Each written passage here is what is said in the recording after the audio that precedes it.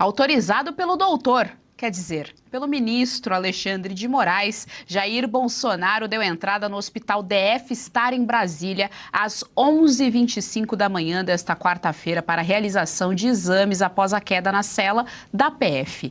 Nós vamos acionar a repórter Berenice Leite, que traz as atualizações. A realidade está posta. Silêncio da OAB. Nota de repúdio do PL, parlamentares da direita indignados nas redes sociais. Michele está sozinha na luta pela vida do ex-presidente? A gente vai entender toda essa história com a nossa queridíssima repórter diretamente de Brasília, Berenice Leite, que já está aqui conosco no telão. Berê, estou vendo que você está aí no DF Star, inclusive com apoiadores do ex-presidente Jair Bolsonaro. Muito boa tarde, seja muito bem-vinda ao JDO segunda edição. Oi, Geise, muito boa tarde para você também, para todos que nos assistem. E como você bem disse, eu falo direto aqui do Hospital DF Star, onde o ex-presidente Jair Bolsonaro, nesse momento, realiza uma bateria de exames, né? Exames justamente em fator da queda que ele sofreu ali na madrugada anterior e só foi encontrado depois de horas, né? Isso porque haveria uma visita da Michele Bolsonaro. Bom, como vocês podem ver, apoiadores, né? Doutor Sebastião Coelho está aqui com a gente também. Já vou conversar com o senhor, viu, doutor Sebastião, se o senhor me permitir. Essas apoiadoras que estavam, inclusive, acompanhando lá na Superintendência da Polícia Federal, onde o ex-presidente cumpre essa sentença, por volta de 11 horas da manhã, elas vieram junto aqui acompanhando. Disseram, inclusive, que ele veio sob uma forte escolta policial, carros e também motocicletas da Polícia Federal, né, carros descaracterizados também, até chegaram a comentar, né, qual o motivo de tanta segurança assim, nem mais, nem menos, nem mesmo, melhor dizendo, criminosos da mais alta periculosidade talvez receberiam esse tipo de tratamento. Mas o importante, né, nesse momento aqui, inclusive com quem eu conversei, principalmente, né, políticos que vieram até aqui, foi a autorização do ministro Alexandre de Moraes para que ele pudesse realizar esses exames. O primeiro exame, a informação que nós já temos é que já teria ali confirmado de fato o traumatismo craniano, e eu conversei ainda há pouco, né, a deputada Bia Kicis, ela estava aqui desde as primeiras horas da manhã acompanhando, ela conversou com a ex-primeira-dama Michele Bolsonaro, a Michele que é acompanhante do Jair no hospital, no entanto ela ainda não tem uma autorização, né, para estar com ele. Ela está aguardando uma autorização do ministro Alexandre de Moraes, parece que ela esteve ali com o ex-presidente muito rápido e ainda não pode estar com ele como acompanhante, né? Está aguardando essa autorização. Mas existem muitos pontos ainda que precisam ser esclarecidos, segundo a deputada Bia Kicis, né? Inclusive, não se sabe exatamente o horário em que ele sofreu essa queda e nem mesmo quanto tempo ele ficou ali desacordado até ter sido ali socorrido, recebido os primeiros socorros. Há até uma discrepância ali, o perito falou no horário de 7h40 terem aberto a porta e depois falaram 8 horas, então esse horário também é controverso, algo que ainda precisa ser esclarecido, mas um ponto é incontestável, né? A demora e a negligência para trazer o ex-presidente aqui para fazer esses exames. Vamos acompanhar um trecho da fala da deputada Bia Kicis. Isso tudo é fruto de uma facada, uma violência bárbara que ele sofreu. Então agora eu acho que não serve como desculpa dizer que ele não acionou o protocolo, porque todo mundo já sabe que ele é assim mesmo, ele não vai acionar, ele não vai pedir socorro.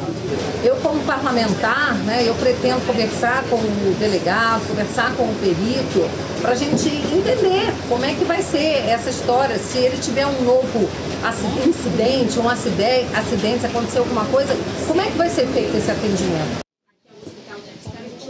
Muito bem, ficam aí esses questionamentos. Eu quero aproveitar aqui a presença do doutor desembargador, né, aposentado Sebastião Coelho. Bem-vindo, muito obrigada por falar conosco, desembargador.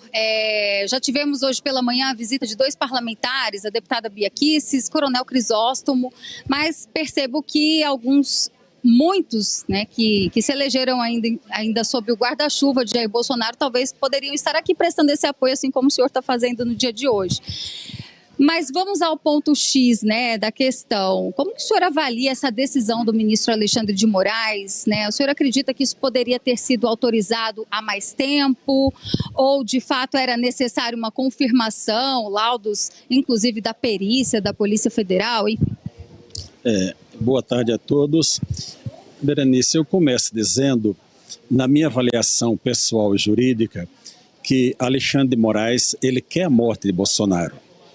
Porque todas as atitudes que ele toma, impedindo o tratamento adequado, fica claro que o desejo do íntimo dele é a morte de Bolsonaro. Eu falo isso com toda tranquilidade, né?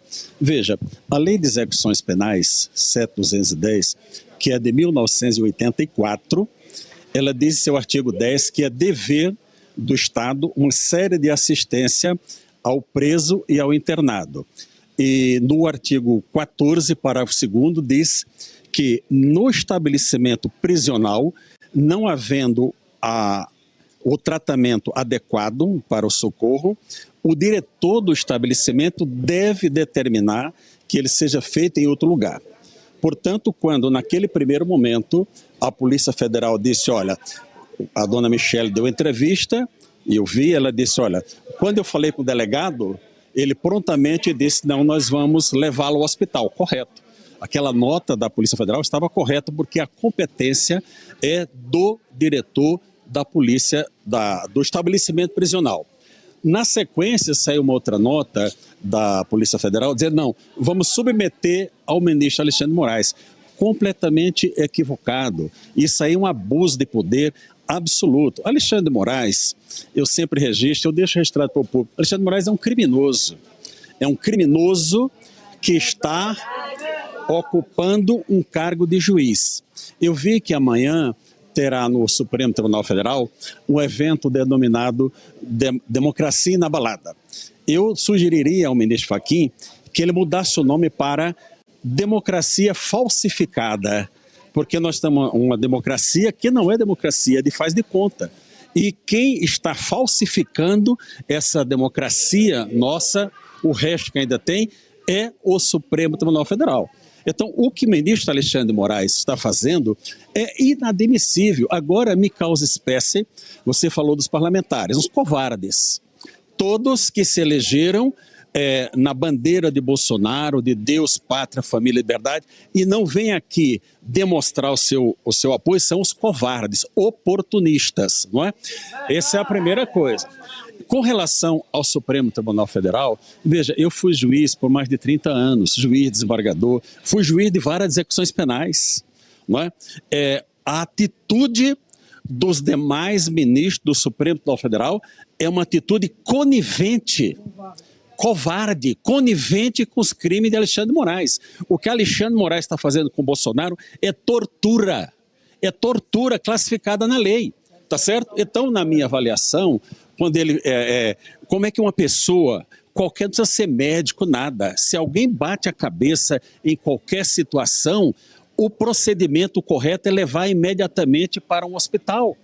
Qualquer pessoa, agora, veja, um homem, o Bolsonaro é um homem da minha idade, com 70 anos de idade, que tem todo esse histórico médico. Agora também tem que ser verificado a circunstância desse acidente, entre aspas, na cadeia, certo? Lá na cela onde ele está, tem um botão de alarme que no momento ele possa acionar e o policial de plantão vir. Então tudo isso tem que ser esclarecido. Qual foi a hora que isso aconteceu? Qual foi o primeiro contato que os policiais tiveram com ele? Então tudo isso, mas quem é o responsável por tudo isso? Alexandre de Moraes, um criminoso, repito. Por quê? E também registrar que a covardia, General Tomás Paiva, comandante do Exército, o senhor é um covarde. Por que é um covarde? Porque Bolsonaro é um militar das Forças Armadas e pelos estatutos militares ele tem que cumprir pena em unidade do Exército Brasileiro. Então o general Tomás, na sua covardia e conivência com Alexandre de Moraes, depois até deu uma entrevista dizendo não, uma nota, sei lá, não queria o Bolsonaro aqui no quartel porque poderia inflamar. Não se trata disso. Os criminosos que cometem os crimes mais horríveis têm melhor tratamento do que Bolsonaro, porque lá no presídio, e eu conheço o presídio de Brasília, porque eu digo, fui juiz de execuções penais, qualquer situação de emergência é levado. Agora, não existe situação de emergência em estabelecimento prisional depender de autorização de nenhum juiz. Perdoe por ter alongado, mas eu tinha que registrar tudo isso. Imagina, quero agradecer a sua participação, viu? Doutor Sebastião Coelho, obrigada. Veio aqui para trazer, né, o seu apoio ao ex-presidente Jair Bolsonaro, né? Os apoiadores permanecem aqui acompanhando para que o ex-presidente possa realizar todos esses exames no intuito de talvez ali identificar algum tipo de agravamento em fator dessa queda. Agora, doutor Sebastião tocou num ponto importante que a deputada Bia Kicis também, durante uma coletiva, ela conversou aqui conosco, com os jornalistas, e ela fala sobre uma espécie de protocolo que teria lá na superintendência, no sentido de que o ex-presidente talvez deveria ter pedido socorro, e ela fala, olha, não é o perfil do ex-presidente Jair Bolsonaro, porque ele é um homem durão, a gente pergunta para ele se ele está bem, ele fala que está bem, mas a gente sabe que ele não está bem. Palavras da própria Michele Bolsonaro, da esposa dele. Então, justamente nesse sentido, né, é que a deputada Bia Kicis voltou a reforçar que o ex-presidente Jair Bolsonaro está sob a custódia do Estado. Então, é responsabilidade do Estado dar a ele tratamento digno de saúde. Vamos acompanhar, então, mais um trecho dessa fala da deputada Bia Kicis.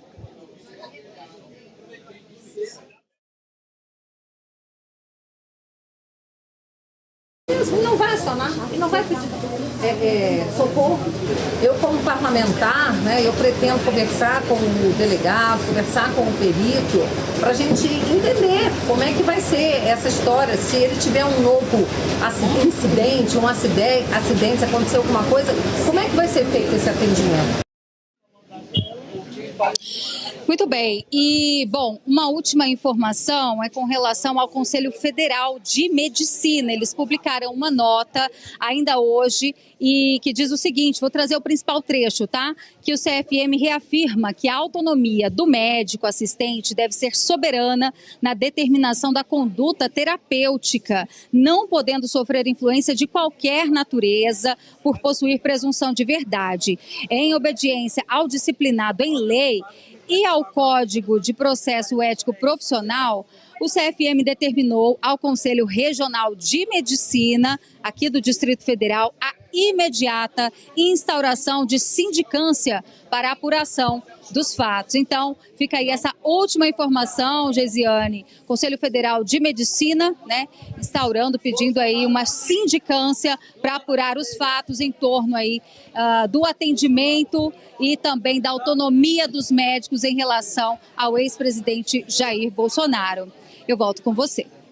Muito obrigada, Berenice Leite, por todas as informações aqui no nosso JDO segunda edição. Até a próxima. Claro que para reverberar os principais fatos do dia, nós contamos sempre com um excelente time de analistas políticos. Vamos conhecer então o nosso time de hoje, que já está aqui conosco no telão. É tradição por aqui também começar pelas damas. Doutora Kátia Magalhães hoje conosco. Doutora Kátia, boa tarde, feliz 2026, seja muito bem-vinda ao Jornal da Oeste. Boa tarde, Geise, Serrão, nossos espectadores. Feliz 2026 a todos, dentro do possível, né? Mas o possível é a nossa luta pelas liberdades, agora pela vida do presidente Bolsonaro e de todos nós que estamos na oposição. Boa, doutora Kátia. Conosco também o nosso grande mestre Jorge Serrão. Serrão, seja muito bem-vindo ao Jornal da Oeste. Boa tarde.